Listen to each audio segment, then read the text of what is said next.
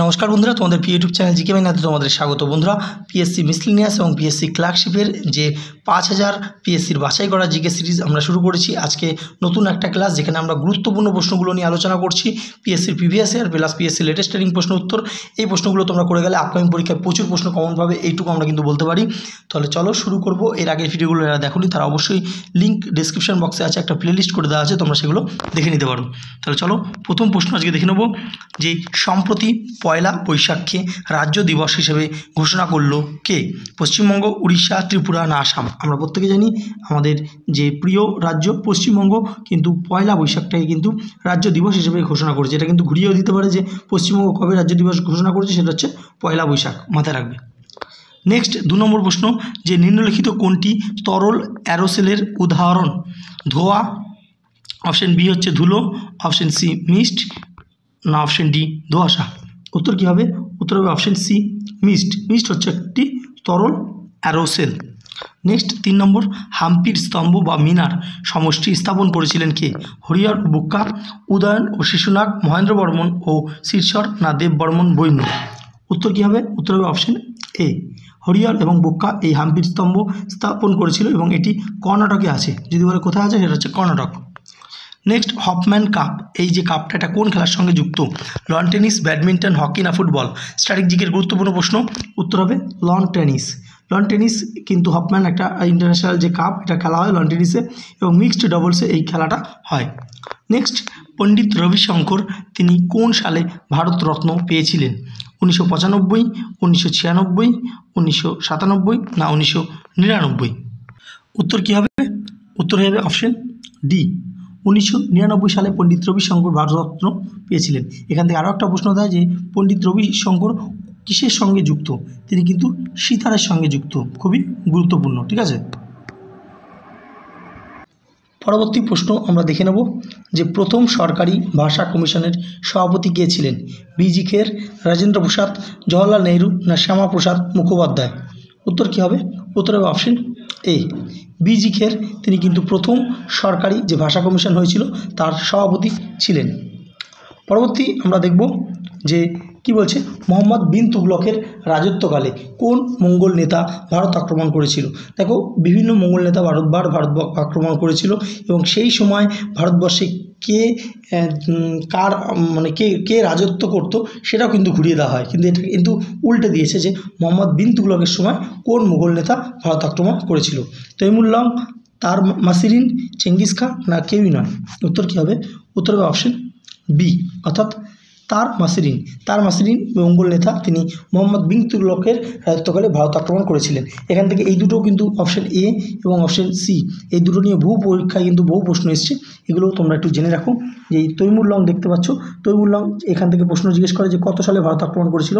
1398 সালে, এবং সেই সময় ভারতবর্ষে কে রাজত্ব করছিল? সেটা হচ্ছে নাসিরউদ্দিন মাহমুদ, তিনি রাজত্ব করছিল। এই দুটো কিন্তু পরীক্ষা আসে। এবং চেঙ্গিস খা কত সালে ভারত আক্রমণ করেছিল? সেটা হচ্ছে 1221, এবং সেই সময় ভারতে কে রাজত্ব করছিল? সেটা হচ্ছে ইলতুৎমিশ, মাথায় রাখবে। ঠিক আছে, নেক্সট, যেসব উদ্ভিদ বরফের উপর জন্মায় তাদেরকে কি বলে? আইসোফাইট, ক্রায়োফাইট, হ্যালোফাইট, না হাইড্রোফাইট? অনেকেই কিন্তু আইসোফাইটে ক্লিক করবে, কিন্তু উত্তর হয়ে যাবে অপশন বি, ক্রায়োফাইট।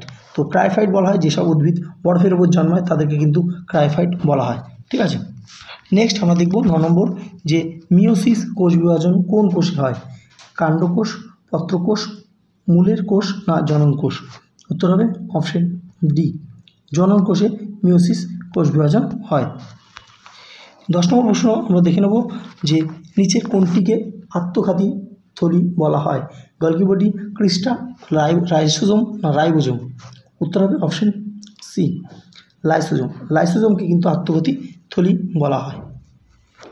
11 নম্বর প্রশ্ন, কোন সুলতান আগ্রা শহরের পত্তন করে বা প্রতিষ্ঠা করে ওই শহরকে নিজের রাজধানী হিসেবে ঘোষণা করেছিলেন? ইলতুৎমিশ, মোহাম্মদ বিন তুগলক, ফিরোজ শাহ তুগলক, না সিকান্দার লোদি? উত্তর হবে option D, Sikandar Lodi. Next, কোন সালে ভারতীয় রিজার্ভ ব্যাঙ্ক, যেটা আরবিআই আমরা বলি, সেটা প্রতিষ্ঠা হয়েছিল? বহু পরীক্ষায় এই প্রশ্নটা আসে। 1935, 40, 47, 49? উত্তর হবে অপশন এ, 1935। অনেক সময় কিন্তু তারিখ জানতে চাওয়া হয়, তো 1935 সালের 1 এপ্রিল, মাথা রাখবে, অনেক সময় কিন্তু তারিখ জানতে চাওয়া হয়। 1 এপ্রিল ভারতীয় রিজার্ভ ব্যাঙ্ক প্রতিষ্ঠা হয়। এখান থেকে আরও একটা প্রশ্ন আসে যে কত সালে এটি ন্যাশনালাইজড হয়েছিল, তো সেটা হয়েছিল 1949 সালে 1 জানুয়ারি। দুটো তারিখই কিন্তু মাথায় রাখবে, ঠিক আছে। পরবর্তী প্রশ্ন আমরা দেখব 13 নম্বর, ভারতে বৃষ্টিপাতের বন্টনের মুখ্য বৈশিষ্ট্য কী? অপ্রতুলতা, ঋতুকেন্দ্রিকতা, আঞ্চলিকতা না অপ্রতুলতা?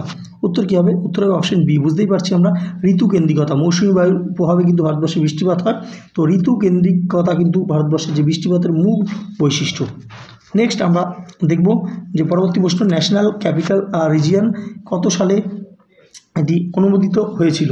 এর পুরো প্রশ্নটা একটু মিক্স হয়ে গেছে। এটা ছিল যে ন্যাশনাল ক্যাপিটাল রিজিয়নের নকশা, এর যে নকশা, এটা নকশা কত সালে অনুমোদিত হয়? 1959, 62, 81 না 96? উত্তর হবে অপশন সি, 1981 সালে। নেক্সট 15 নম্বর প্রশ্ন দেখব, ভারতীয় গণতন্ত্রের পদ্ধতিটি হলো কি? অপশন এ হচ্ছে দ্বিদলীয় এবং সংসদীয়, অপশন বি বহুদলীয় সংসদীয়, অপশন সি রাষ্ট্রপতি প্রধান সরকার, না অপশন ডি কোনোটিই নয়।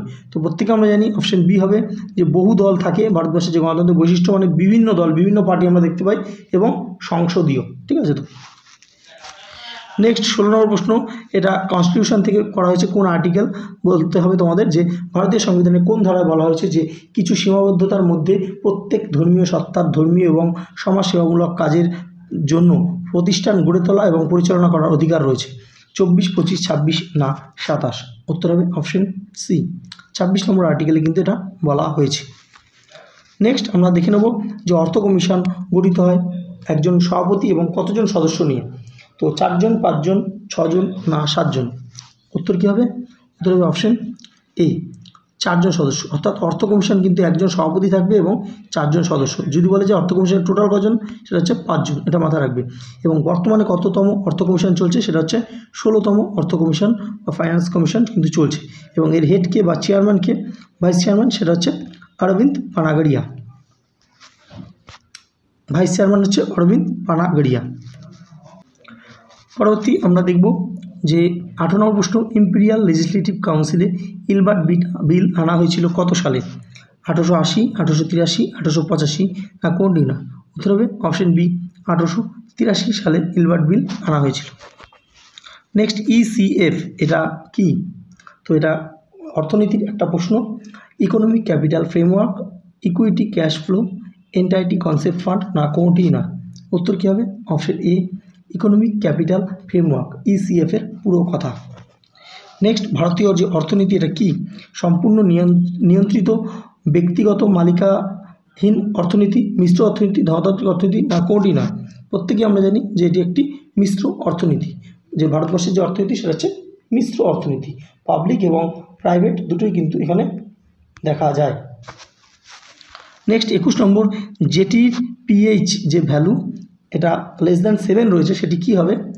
তো লেবুর রস, চুন, জল, মানুষের রক্ত না অ্যান্টাসিড? উত্তর কী হবে? উত্তর হবে অপশন এ, লেবুর রস। দেখো যে পিএইচ যে মিটারটা রয়েছে, সেই মিটারটা এখানে একেবারে 7-এ যেটা রয়েছে সেটা হচ্ছে প্রশম, 7-এর থেকে নিচে হলে হয়ে যায় অ্যাসিড, এবং 7-এর থেকে উঁচুতে উঠে গেলে সেটা কী হবে? সেটা হচ্ছে ক্ষার হবে, ঠিক আছে। তো ক্ষার বা বেস হবে। তো লেবুর রস এটা 7-এর ওপরে রয়েছে, তার জন্য এটা কিন্তু লেবুর রস হলো। যদি এটা 7-এর নিচে চলে আসতো তাহলে কিন্তু অ্যাসিড হয়ে যেত। নেক্সট, উত্তম তাপ শোষকরা কি? দুর্বল বিকিরক, অবিকিরক, উত্তম বিকিরক না উচ্চ পালিযুক্ত? উত্তর কী হবে? অপশন সি, উত্তম যে তাপ শোষকরা এরা কিন্তু অলওয়েজ উত্তম বিকিরক হয়। নেক্সট, সকালবেলা শান্তির দেশ কাকে বলা হয়? রোম, ভ্যানিস, কোরিয়া না কানাডা? উত্তর কী হবে?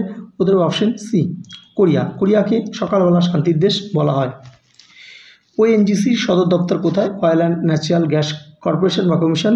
এই সদর দপ্তর হায়দ্রাবাদ, দিল্লি, কলকাতা না চেন্নাই? উত্তর হবে অপশন বি, দিল্লি।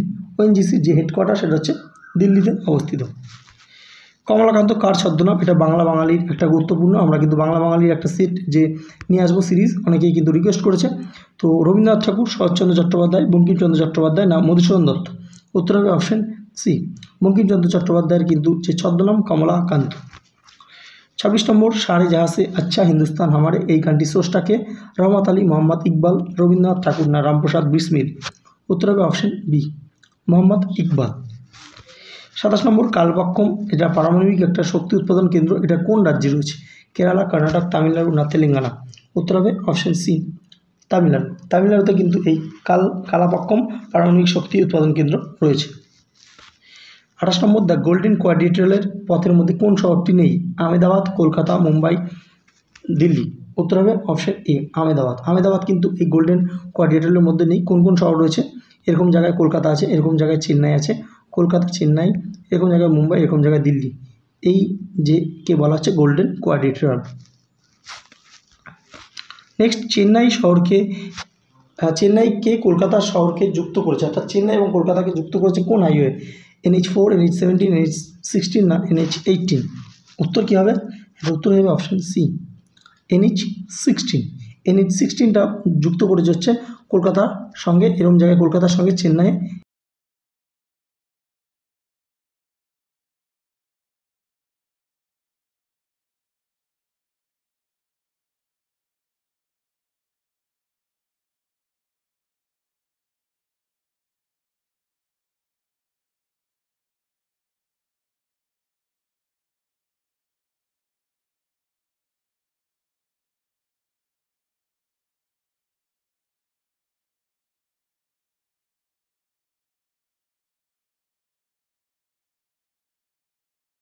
তোমরা অনেকেই মক টেস্ট কোথায় দেবে সেই নিয়ে প্রশ্ন করেছিলে, তো তোমাদের কাছে কিন্তু একটা অপশন রয়েছে যেটা হচ্ছে ফিউচার অফিসার সেল, যেটা টেক্সট বুক, যে একটা অ্যাপ রয়েছে, টেক্সট বুকের অ্যাপের মাধ্যমে তোমরা বিভিন্ন পরীক্ষার, সেটা ওয়েস্ট বেঙ্গল গভর্নমেন্টের PSC miscellaneous, West Bengal police, clerkship কিংবা railway, NTPC, railway group D, SSC, প্রত্যেক কটা পরীক্ষার সেন্ট্রাল এবং স্টেটের সমস্ত পরীক্ষার মক টেস্ট কিন্তু এই টেক্সট বুক অ্যাপে তোমরা পেয়ে যাবে।